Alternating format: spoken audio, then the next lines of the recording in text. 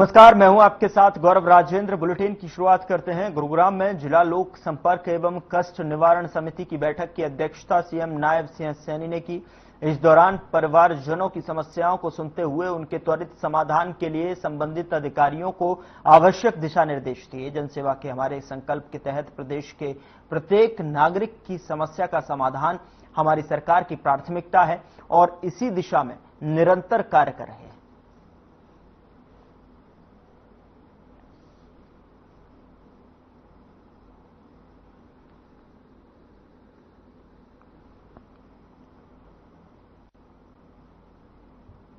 हरियाणा विधानसभा अध्यक्ष अरविंद कल्याण ने बुधवार को पंजाब के राज्यपाल और चंडीगढ़ यूटी प्रशासक गुलाब चंद कटारिया और प्रशासन के वरिष्ठ अधिकारियों से हरियाणा विधानसभा से जुड़े विभिन्न विषयों पर चर्चा की है और इस दौरान उन्होंने विधायक गणों से लेकर विधानसभा कर्मचारियों के ऑफिस भवन संबंधी आदि की जरूरतों को पूरा करने और ऐसी समस्याओं के निराकरण के लिए आवश्यक कदम उठाने का आग्रह किया है।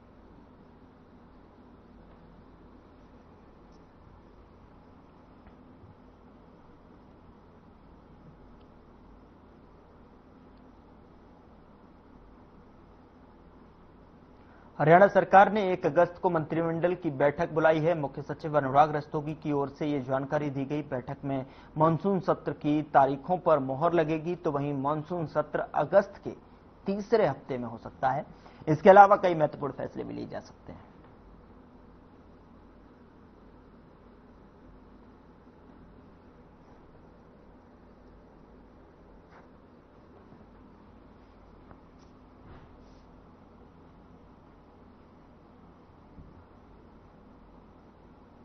उधर नाबार्ड के 44वें स्थापना दिवस के अवसर पर हरियाणा के सहकारिता मंत्री अरविंद शर्मा ने कहा कि नाबार्ड देश की तरक्की में महत्वपूर्ण भूमिका निभा रहा है। उन्होंने कहा कि महात्मा गांधी का सपना था कि भारत गांव में बसता है और प्रधानमंत्री नरेंद्र मोदी इस सपने को पूरा कर रहे हैं। अरविंद शर्मा ने कहा कि नाबार्ड ने हरियाणा में सहकारिता क्षेत्र में बहुत मदद की है और टैक्स स्कूल लाइन करने के लिए 710 कंप्यूटर उपलब्ध करवाए हैं। अब तक हरियाणा की 450 पैक्स कंप्यूटर से जुड़ गई हैं। उन्होंने अपील की है कि पैक्स को ऑनलाइन किया जाए।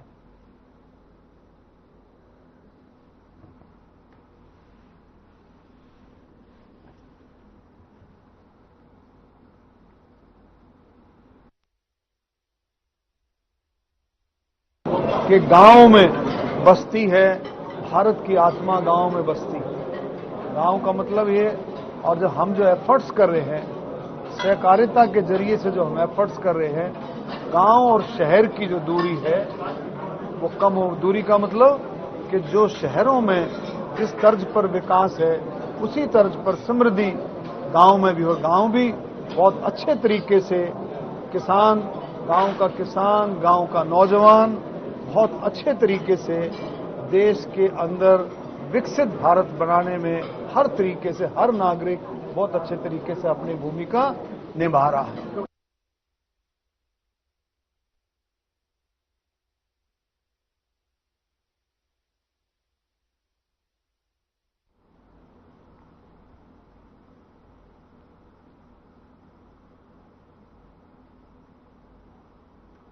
उधर हरियाणा में बदमाशों के हौसले बुलंद हैं। इनेलो के चौटाला के बेटे कर्ण चौटाला को धमकी मिली है। बता दें कि कर्ण चौटाला को वॉइस मैसेज करके जो है बोला गया है। वॉइस मैसेज के माध्यम से जो है धमकी दी गई है। उन्होंने बोला गया है कि अपने पिता को समझा लो वरना अंजाम भुगतना पड़ेगा।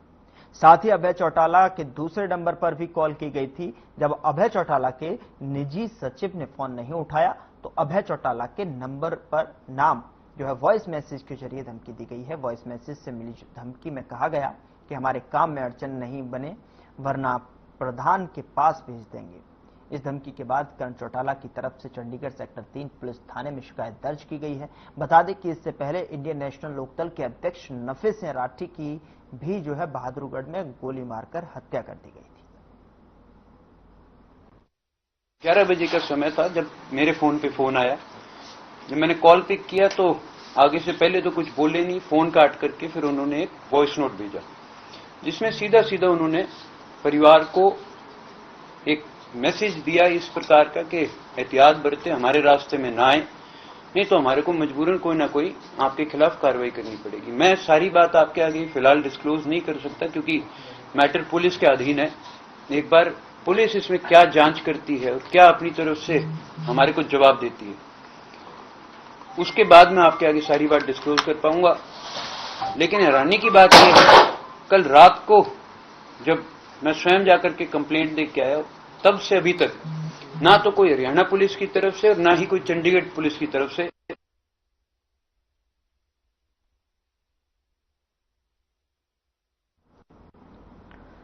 बवानीखेड़ा के रतेरा में 7 जुलाई को एक व्यक्ति पर अज्ञात युवकों द्वारा जानलेवा हमला कर गंभीर घायल कर दिया था। बताया जा रहा है कि हमलावरों ने देर रात पहले तो घर की मेन बिजली को बंद कर दिया। जब घर का मालिक सुरेंद्र गली में लाइट देखने आया तो अंधेरे का फायदा उठाकर उस पर हमला कर दिया गया। हमलावरों की पहचान कर पाना जो है मामले में सिरदर्द बना हुआ था। सुरेंद्र की पत्नी शीला के बयान पर अज्ञात हमलावरों के खिलाफ धारा 307 के तहत मामला दर्ज कर लिया गया था। मामले की गंभीरता को देखते हुए पुलिस ने मंगलवार को 6 आरोपियों को गिरफ्तार कर लिया, जिसमें 4 रतेरा और 2 मुजाहिदपुर हिसार जिले से हैं। अभी 2 आरोपियों की तलाश में पुलिस और छानबीन कर रही है। सभी गिरफ्तारी आरोपियों को भिवानी कोर्ट में पेश किया गया है।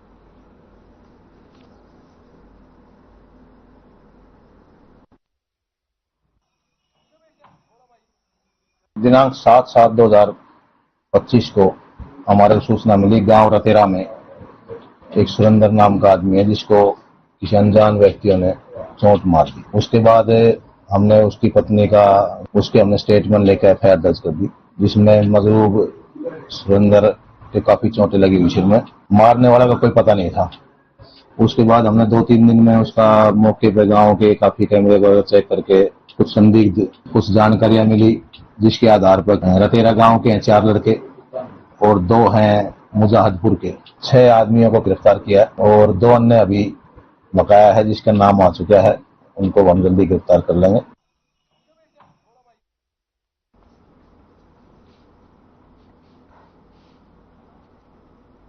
खबर महेंद्रगढ़ से है, जहां पिछले कई दिनों से चल रही बारिश के चलते आम राहगीरों को परेशानियों का सामना करना पड़ रहा है। साथ ही अनेक रास्तों पर भी पानी जमा हो गया है। लेकिन अब बरसात के कारण आम लोगों को महंगाई से भी जूझना पड़ रहा है। अब सब्जियों और फल के दाम आसमान छूने लगे हैं और आम लोगों के खरीद से बाहर होते जा रहे हैं। वहीं दुकानदारों का कहना है कि बरसात के चलते सब्जियां मंडी में कम आ रही हैं, जिसके कारण सब्जियों के दाम बढ़े हुए हैं। वहीं दुकानदारों का यह भी कहना है कि पिछले 1 महीने में सब्जियों के दाम 2 गुने से भी अधिक बढ़ चुके हैं, क्योंकि मंडी में सब्जी महंगे दामों पर खरीदी जाती है।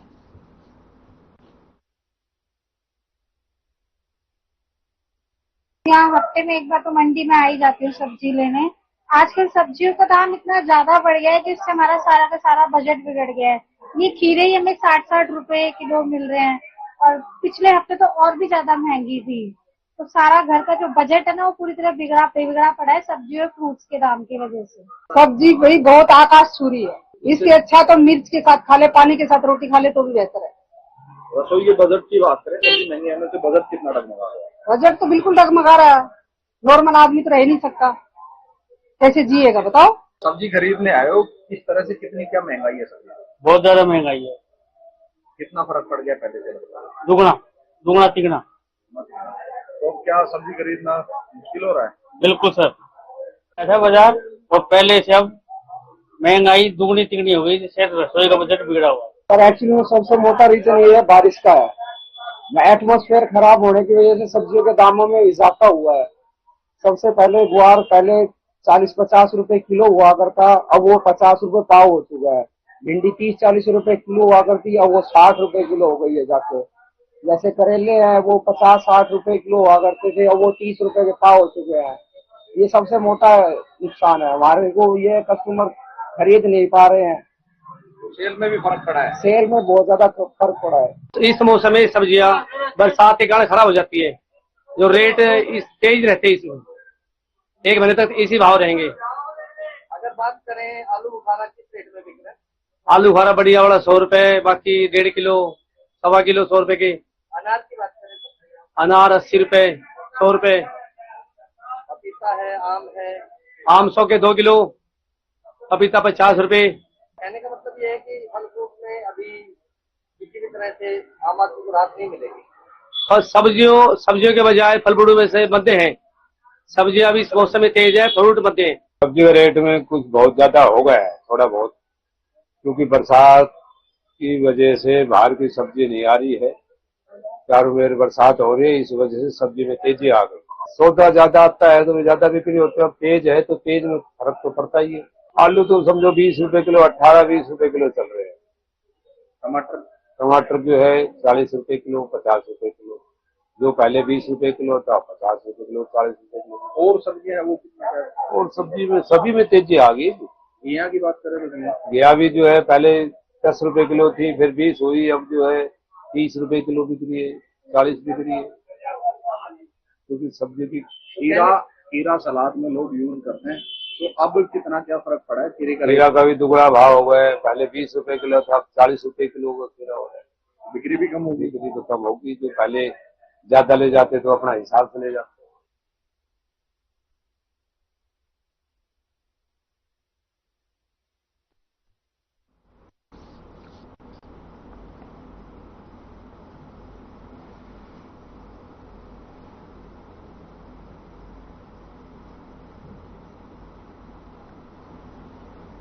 यहां रुक रहे हैं एक छोटे से ब्रेक के लिए। ब्रेक के उस पार खबरों का सिलसिला लगातार जारी है।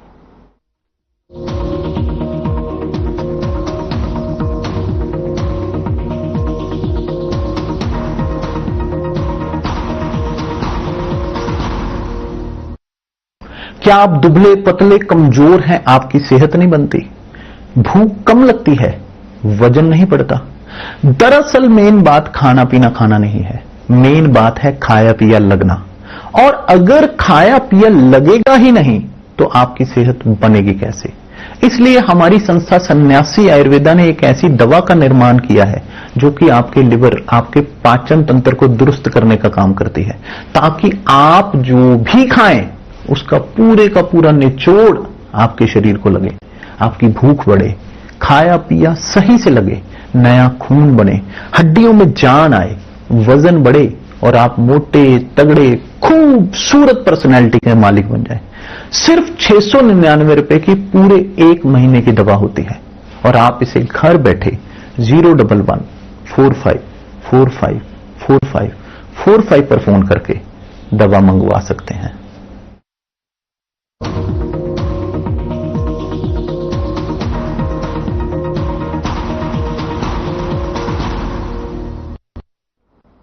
ब्रेक के बाद स्वागत है आपका। खबरों में आगे बढ़ते हैं। इंद्री क्षेत्र में बुधवार की दोपहर 2 चचेरी बहनों ने रेस्ट हाउस के नजदीक से पश्चिमी यमुना नहर में छलांग लगाकर आत्महत्या कर ली। दोनों ने अपने मोबाइल और बैग को किनारे पर रखा था। दोनों कुरुक्षेत्र के एक गांव की रहने वाली थीं। घटना के समय आसपास मौजूद कुछ लोगों ने दोनों युवतियों को नहर में छलांग लगाते हुए देखा। उन्होंने तुरंत इसकी सूचना पुलिस को दी। मौके पर पहुंची इंद्री थाना पुलिस ने स्थिति का जायजा लिया और सर्च ऑपरेशन के लिए गोताखोरों की टीम को बुलाया।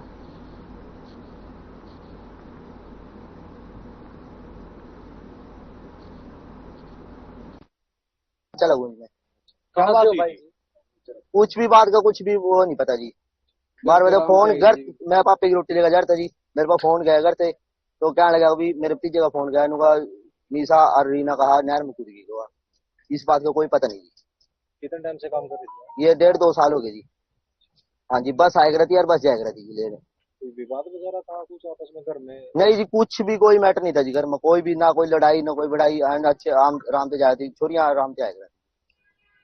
अचानक ये कूद कर, ये अचानक क्यों है जी? किसी शक वगैरह है जी भी फिलहाल तो कुछ नहीं है जी। हाँ जी। तो घर पता चला है कभी कोई इस प्रकार की पहले भी? नहीं जी, कुछ भी ऐसी कोई बात नहीं हुई है जी। शादी हो रही है? नहीं जी, लड़कियां कुमारी है जी दोनों। एक लड़की कूदी नहर में रेस्ट हाउस के पास और एक उसके पीछे पीछे कूद गई। जो उनके परिजन पहुंचे हैं, तो एक का नाम निशा और एक का नाम रीना बताया जा रहा है। अविवाहित है दोनों और 1200 डिस्टिली में अपना नौकरी करती थी प्राइवेट। जो शुगर मिला उसको कारण सामने आया सर? कारण का भी कुछ नहीं पता चला। बाकी उसके परिवार वाले भी ऐसा लग रहा है यहीं थे, वो भी तभी आ गए एकदम। अभी सर्च अभियान चलाया? हाँ, सर्च अभियान चल रहा है। पानी का बहाव तेज है, ढूंढ रहे हैं। कितनी बता रहे हैं? एक की उम्र 26 साल थी, एक की 24-25। अनमैरिड है? अनमैरिड है। तो कुछ बताया, चप्पल वगैरह, मोबाइल वगैरह कुछ? अब मोबाइल अपना बाहर, बैग और मोबाइल बाहर रखकर कूदी थी। पता लगा आपको? मैं तो भाई करनाल जा रहा था, करनाल से भी पता भाई का फोन आया था मेरे पास, भाई ऐसे ऐसे रीना नहर में कूद गई और तू कहाँ पर है? मैं कहा भाई मैं करनाल हूँ। तो साथ के साथ वहां से मैं चल दिया। ये जनश्री लड़की है, ये मेरे खुद की पड़ी अपनी है। तो आपके पास ही रहती थी? नहीं, मेरी बहू के पास रहती थी। काम तो करती थी? काम ये मेरे से पहले किसी ने करती थी, अब इसने ड्यूटी चेंज कर ली तो बात अलग है। तो मेरी परसों बात हुई इसके साथ, परसों बात हुई मेरे साथ। किसनपुरा कहाँ पे? कोई कंपनी थी? कंपनी थी किसनपुरा, वही फैक्ट्री है वहाँ पर। जब आपसे बातचीत हुई, कोई ऐसी बात? मेरी परसों बात हुई थी इसके साथ, लड़की के साथ, भाई मैं तेरे साथ हरिद्वार चलूंगी 19 तारीख को। मैं ठीक है बेटे, 19 तारीख को मेरे साथ हरिद्वार चलिए। तो ये मेरे को बोल ली, उनको भाई मेरे को खुद हरिद्वार तू ले जाइएगा, मैं किसी के साथ नहीं जाऊंगा। मेरे पास कोई, इसने मेरे को मैं कोई तेरे माँ का कोई दिक्कत आ रही, इसने बैंड मार ठीक है, उनको भाई मैं ठीक नहीं हूँ। इसने बात तो कही, फिर भी मैं समझा नहीं इसको।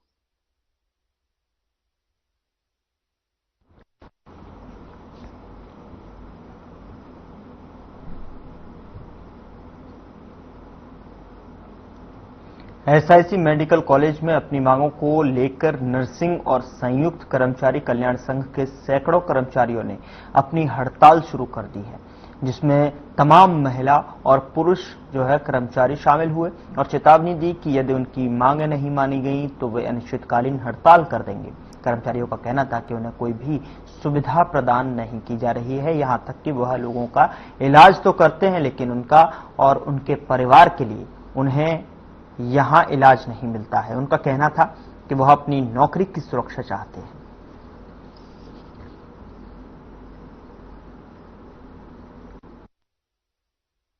हाँ जी सर, मेरे को अक्टूबर में 24 तारीख को चोरी का अंजाम लगा के हॉस्पिटल से निकाल दिया गया था। उन्होंने मेरे ऊपर झूठा चोरी को आरोप लगाया, जिसका नाम है हरी सिंह एएनएस, और उसके खिलाफ मेरे पास सारे सबूत है, चैट वगैरह है सारी, और ऑनलाइन ट्रांजैक्शन वगैरह सारी है। उसके बाद मैंने उनकी कंप्लेंट वगैरह दी, तो कंप्लेंट देने के बाद वो मेरे घर पहुंच गए, घर दबाव डाला इधर उधर से, पॉलिटिशियन प्रेशर बना के। उसके बाद मैंने कंप्लेंट वापस ले ली, फिर दोबारा से मेरे ऊपर प्रेशर बना रहे हैं, और फिर उसके बाद मैंने कंप्लेंट जब दोबारा दी, उसने लिखित में दिया था कि हम तुझको ड्यूटी पे वापस ले लेंगे। देखो, कोई अपनी खुशी से तो कभी भी ऐसी नौबत पर नहीं आकर बैठता है। अब हमारी मजबूरी है, इसलिए हमें बच्चों को भी लेकर यहाँ पर आकर बैठना पड़ रहा है। अगर ऐसी नौबत नहीं आती, मैनेजमेंट वक्त रहते हमारी मांगों को पूरा करती, जो कि जायज हम अपनी मांगे मांग रहे हैं, तो ये नौबत कभी भी नहीं आती कि हमें ऐसी सिचुएशन क्रिएट करनी पड़े। हम घर छोड़कर, परिवार छोड़कर, इतने छोटे बच्चे को लेकर जो ड्यूटी पे यहाँ पे ये सब धरना कर रहे हैं, हमें बहुत दिक्कतों का सामना करना पड़ता है। एज अ फीमेल स्टाफ तो आप समझ सकते हैं, एक्स्ट्रा ही चीजें फेस करनी पड़ती है। मेरा नाम अवधेश कौशिक है, मैं ईएसआईसी यूनियन का जनरल सेक्रेटरी हूँ। काफी समय से 14-15 साल से स्टाफ यहाँ कॉन्ट्रेक्चुअल स्टाफ काम कर रहा है। इसको ना तो कोई बेनिफिट मिल रहा है और ना कोई ईएलसीएल है उनके लिए, ना कोई मेडिकल बेनिफिट है। काफी समय से सैलरी भी समय से नहीं आ रही है। अगर कोई स्टाफ हक के लिए, अगर इनके पास कोई जाता है, एडमिन के पास जाता है, तो उसको निकालने की धमकी दी जाती है। डीन सर से भी मिले हैं, डीन सर ने भी यहाँ स्टाफ को निकालने की धमकी दी है। उसके जिम्मेदार एडमिन है। हमने पहले ही लेटर दे चुके हैं एडमिनिस्ट्रेशन को कि अगर हमारे बेनिफिट में अगर एडमिन ही नहीं सोच रहा है तो हम कहाँ जाएं। रामरोशन परमार, मैं यूनियन का इस समय प्रेसिडेंट हूँ। मेन समस्या है जॉब सिक्योरिटी, सभी को लेके, नर्सिंग अधिकारी, नर्सिंग ऑर्डरली, हाउसकीपिंग, मेंटेनेंस, बाकी जितने भी संयुक्त कर्मचारी, हमारी सबके लिए एक ही मांग है, पहले हमारी जॉब सिक्योरिटी हो। ये मांग क्या कर रहे थे? जॉब, इसके लिए हम 1 मंथ पहले हम नोटिस दे चुके हैं, बट उसके बाद, उससे पहले हमें कोई अभी तक रिस्पॉन्स नहीं मिला है। कल हमारी मीटिंग हुई डीन सर से, इसमें हमने अपनी मांगे दोबारा से, हमें 9 तारीख को रिमाइंडर बन दिया है। उसके बाद फिर हमने कल तीसरी बार मीटिंग की, क्योंकि हमने स्ट्राइक के लिए लेटर दिया था।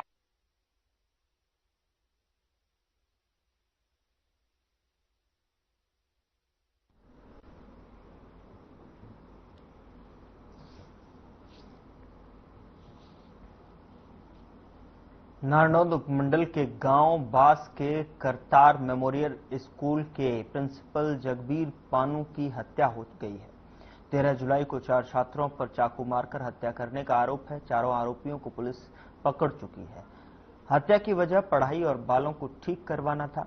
जो है प्रिंसिपल की हत्या के विरोध में आज प्राइवेट स्कूल संघ द्वारा पूरे हरियाणा में हड़ताल की जा रही है। नारनौंद प्राइवेट स्कूल संघ द्वारा भी सभी स्कूलों को आज बंद करके हड़ताल की जा रही है। इसमें सीबीएसई, एचबीएसई दोनों के जो है प्राइवेट स्कूल शामिल है।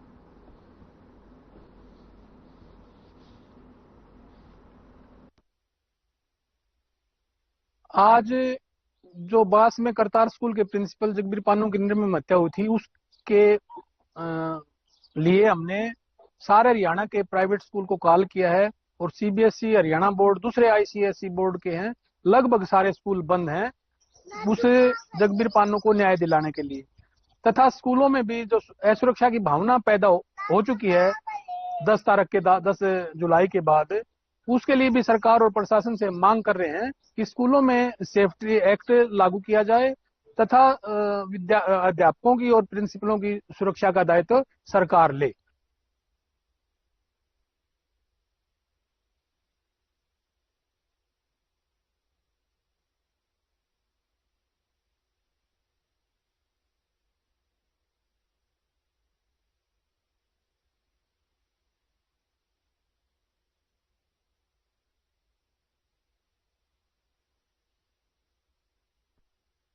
जिले के खेतों में बारिश के कारण जलभराव हो गया और जिसके कारण किसानों की बाजरे और कपास की फसल खराब हो गई है। बता दें कि किसानों ने बताया कि पिछले 10 दिनों से हो रही बारिश से खेतों में कई फुट जो है पानी भर गया है, जिसके कारण कई एकड़ में बाजरे और कपास की फसल खराब हो गई है। किसानों ने प्रशासन से मांग करते हुए कहा कि जल्द खराब फसलों की स्पेशल गिरदावरी करवाकर उचित मुआवजा दिया जाएगा ताकि किसानों को हुए नुकसान की भरपाई हो सके। साथ ही किसानों ने चेतावनी देते हुए कहा कि अगर जल्द खराब फसलों का मुआवजा नहीं दिया गया तो क्षेत्र के किसान धरना प्रदर्शन करने पर मजबूर होंगे।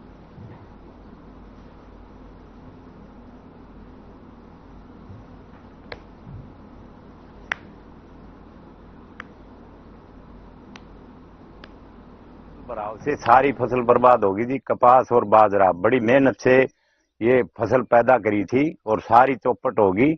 और हमारे जल भराव से सरकार से हम मांग करते हैं कि हमारी स्पेशल गिरदावरी करवाकर हमें उचित मुआवजा देने की कोशिश करें। हमारी प्रशासन से यही मांग है कि जल्दी से जल्दी गिरदावरी करा करके हमारा उचित मुआवजा दें। हमें मजबूर नहीं किया जाए कि हमें धरना प्रदर्शन करना पड़े या हमने कहीं आंदोलन करना पड़े। लगाना तो काफी मुश्किल है क्योंकि पहले तो कपास की बिजाई हुई थी, वो जल भराव के कारण खत्म हो गई थी। दोबारा फिर मेहनत करके दोबारा हल जोत करके बिजाई करके बाजरा की बिजाई की थी। माड़ बटाई के खेत लेके खेती की जाती है और उनमें ये स्थिति पैदा हो जाती है तो किसान तो कहीं का नहीं रहता। सरकार से मांग है विशेष तौर पे किसानों को कुछ विशेष गिरदावरी करके जिन खेतों में नुकसान हुआ है तो उन लोगों की सुनवाई की जाए और उचित मुआवजा दिया जाए। नहीं तो कहीं ऐसी स्थिति ना हो जाए कि किसान अपनी स्थिति में मजबूर होकर कहीं रास्ते में और कहीं धरना प्रदर्शन करना पड़े।